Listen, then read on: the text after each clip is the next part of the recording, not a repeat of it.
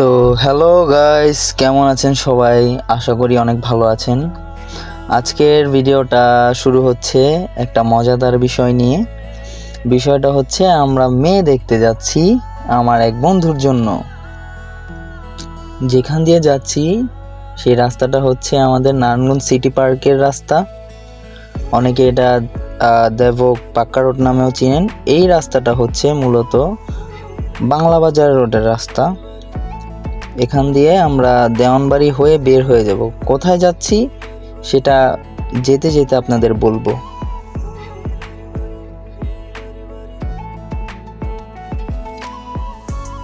এখানে আসার পর দেখলাম যে এখানে তো ভয়াবহ বন্যার সৃষ্টি হয়ে গেছে।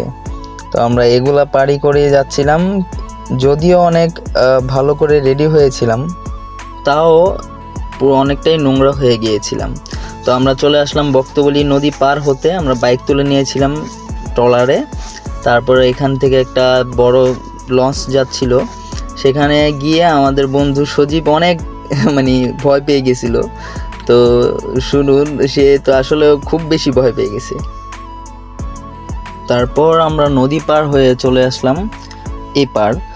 তো এপারের রাস্তাগুলো ছিল জাস্ট দেখুন আপনারা, রাস্তাটা এতটা সুন্দর ছিল, মনোমুগ্ধকর একটা পরিবেশ ছিল। এবং রাস্তাটা দেখে আমাদের মনে হচ্ছিল যে আমরা বরিশাল বা অন্য কোনো গ্রাম অঞ্চলে চলে আসছি, যেটা খুবই ভালো লাগতেছিল। ওয়েদারটা ছিল একদম মেঘলা এবং ছিরি ছিরি বৃষ্টিও পড়তেছিল। তো আমরা খুব এনজয় করতেছিলাম রাস্তাটা। দুই পাশে গাছ এবং গ্রামীণ পরিবেশ, কার না ভালো লাগে বলুন। বক্তবলী থেকে আমরা যাচ্ছিলাম লালমিয়াচরের উদ্দেশ্যে। ওইখানেই মেয়েদের বাসা।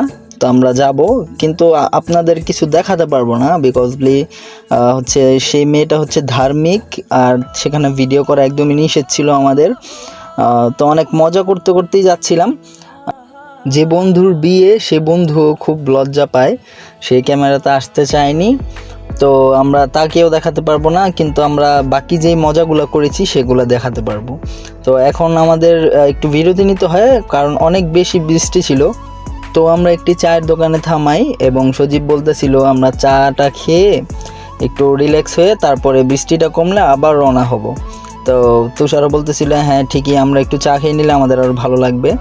তো সেখান থেকে সজীব আবার মজা করতেছিল। সজীব অনেক মজার মানুষ, একটু নাচানাচি করতেছিল, যেহেতু বন্ধুর বিয়ে বলে কথা। যদিও এখনও বিয়ে কনফার্ম হয়নি। তো আমরা চা নিয়ে নিলাম। চা খেতে খেতে আসলে সেই বৃষ্টি পড়তেছিল, এই বৃষ্টির মধ্যে চা খাওয়ার মজাটাই আলাদা। যারা চা লাভার আছেন তারা সেই মজাটা আসলে বুঝতে পারবেন, যে এই সময়টায় চাটা কত ভালো লাগে। তারপরে আবার আমরা রওনা হয়ে গেলাম লালমিয়াচরের উদ্দেশ্যে। সেখানেই যাচ্ছিলাম, কিন্তু যত কিছুই হোক না কেন, আমি এটা বারবার বলতেছি যে এই পরিবেশটা আর এই বৃষ্টির আবহাওয়াটা এতটা মনোমুগ্ধকর ছিল। আপনারা ভিডিওতে কেমন দেখতে পারতেছেন আমি বলতে পারি না, বাট খুব খুব বেশি ভালো লাগতেছিল। এরই মধ্যে সজীব হঠাৎ করে সামনের ক্যামেরা ওপেন করে আমাদের ভিডিও ছিল। তবে একটা জিনিস বলতে হয়, আমরা আসলে গ্রামীণ পরিবেশের কারণে বা গ্রাম অঞ্চলে থাকার কারণে আমাদের কিন্তু আসলে 3 জন বসতে পারছি। শহরে হলে সেটা পারতাম না। তো সবাই আসলে সেফটিভাবে থাকাটাই ভালো, 3 জন না ওঠাই ভালো। আমি চাই আপনারা একটু এই পরিবেশটা আমাদের সাথে একটু উপভোগ করুন। দেখুন কতটা সুন্দর জায়গা।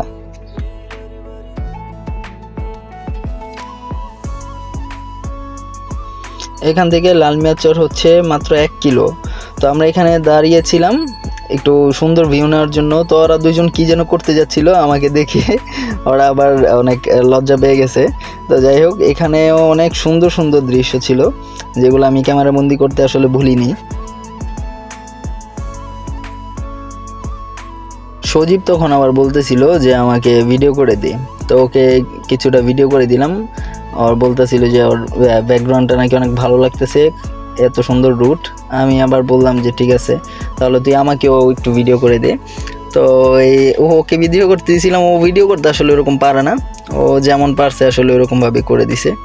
সাথে আমার সাথে ওই তুষারও ছিল, তুষারও একটু মজা করতেছিল। আমি আর তুষার আসলে ব্যাপারটা নিয়ে অনেক মজায় ছিলাম। আমরা কই সবাই দেখো ওর জন্য মেয়ে দেখতে গেছিলাম আমরা, কিন্তু আফসোস মেয়ে বাসায় নাই। আসলে আমাদের মাঝে তুষারও তো বিয়ে করেনি, তাই তুষারকে নিয়ে একটু মজা করতেছিল সজীব। এইটা হচ্ছে লালমিয়াচর ব্রিজের ওপর থেকে। এইটা আগে ব্রিজ ছিল না, কিন্তু এই ব্রিজটা হয়েছে প্রায় 15 বছর যাবত, 15 বছর বা 14 বছর হবে আর কি এই ব্রিজটা হয়েছে, আমি যতটুকু এখান থেকে জানতে পারলাম। তো এখান থেকেও দৃশ্যগুলো খুব সুন্দর ছিল, যেগুলো আসলে ক্যাপচার করা হয়েছে মোবাইলে। আপনারা একটু দেখুন, মানে আশেপাশে কোনো বাড়ি ঘর নেই, মানে একদম খোলা ময়দান, যেটা মানে দেখতেও খুব ভালো লাগতেছিল। ওই পাশে একটা বাড়ি আছে। বন্ধু তুষার, তুমি মিস করলা বন্ধু, আইলা না। যাক, এটি দেখবার জলবা। তারপরে কবি তুই একই নি কাটলো মুঝে মোহাব্বত তুমি। সজীব আসলে আমাদের আরেকটা তুষারের কথা বলতেছে। আমাদের গ্রুপে 2টা তুষার, এই একটা আর একটা আছে, ওইটা আপনারা তাকেও দেখবেন লাস্ট পর্যায়ে, সেই তুষারও আছে আমাদের। তো আমরা এখানে একটু হাঁটাহাঁটি করতেছিলাম, ভালোই লাগতেছিল, তো এই জন্য একটু ক্যাপচার করে নিলাম এই ভিডিওটা। আমাদের মেয়ে দেখা শেষ, আমরা এখন এখান থেকে চলে যাব বেতকার উদ্দেশ্যে। তো ওইরকমভাবে আমরা ভিডিও নিই ওইখানে, কারণ মেয়ে ধার্মিক, তাই ভিডিও করা নিষেধ ছিল, আমাদের ভিডিও নেওয়া হয়নি।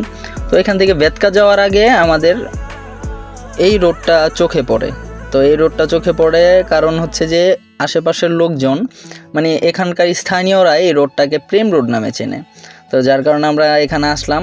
এখানেও খুব নিরিবিলি ছিল, মানে একান্তে সময় কাটানোর মতো একটা জায়গা। সাথে এরকম জাল ছিল মাছ ধরার, আমরা এগুলা দেখে আসলে খুব উপভোগ করতেছিলাম। শহরে তো এগুলা দেখা যায় না এরকম, তাই আমাদের খুব ভালো লাগতেছিল। তারপর আবার আমরা রওনা হয়ে যাই বেতকার উদ্দেশ্যে। তো বেতকার রাস্তাটা দেখুন কতটা সুন্দর ছিল, আপনারাও একটু উপভোগ করুন।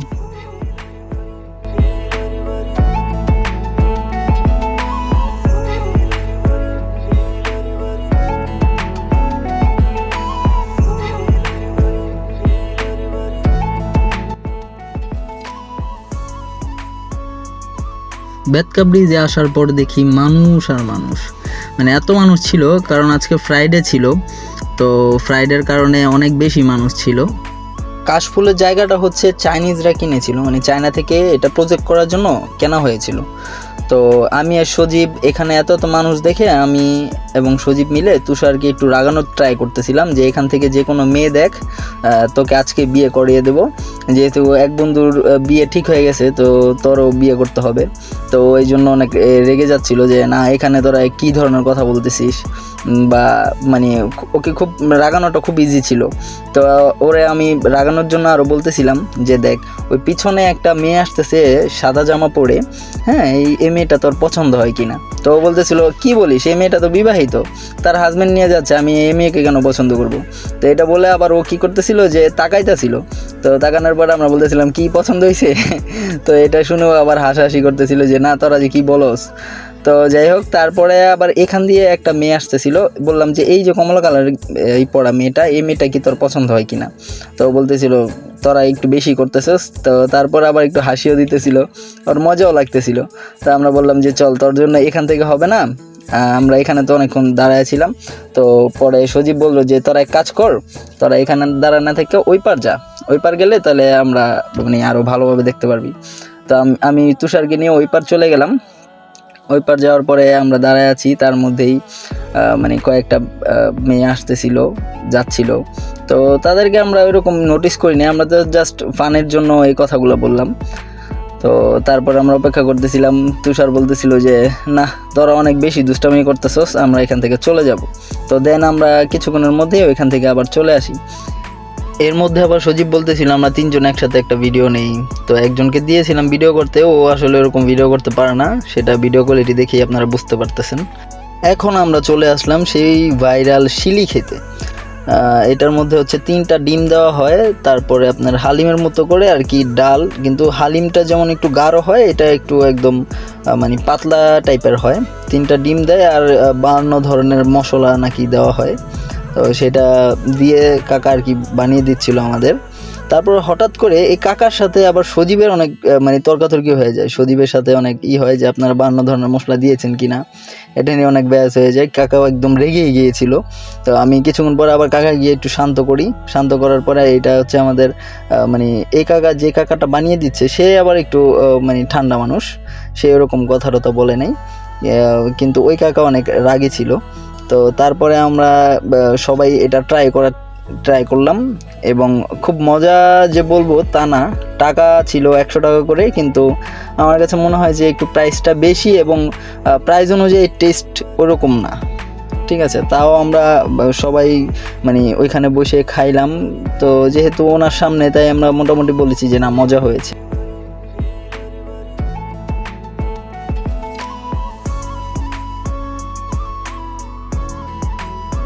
তো শিলি খাওয়ার পর সজীবের নাকি অবস্থা বেশি একটা ভালো না। তো ওকে জিজ্ঞেস করার পর বললেন না আমি ঠিক আছি। তুষার তো এরকম মানে একদম চোখ বন্ধ করে পানি খাচ্ছিল, আর আমি একদম মানে ঘামিয়ে গিয়েছিলাম যে এতটা ঝাল ছিল। তো তারপরেই আমরা রওনা দিয়ে দিলাম, যেহেতু রাত হয়ে যাচ্ছে তো এখান থেকে বের হয়ে যাওয়াটাই ভালো। তা আমরা রওনা দিয়ে দিলাম নারায়ণগঞ্জের উদ্দেশ্যে। তো নারায়ণগঞ্জে আসছি। তো নারায়ণগঞ্জে আসার পরে আমাদের আরেকটা ঘটনা ঘটছে। আমাদের যে আরেকটা তুষার ছিল, তার একটা অসুখ ছিল। অসুখটা হচ্ছে ঘুমের অসুখ। সো সে ঘুমিয়েছিল, যার কারণে আমাদের সাথে যেতে পারে নাই। তো তারপর আসার পরে আমাদের তুষারের এই অবস্থা যে আমাকে নেও নাই কেন, হ্যাঁ এটা বলতেছিল। তারপর আমি ওকে বলতেছিলাম এটাই music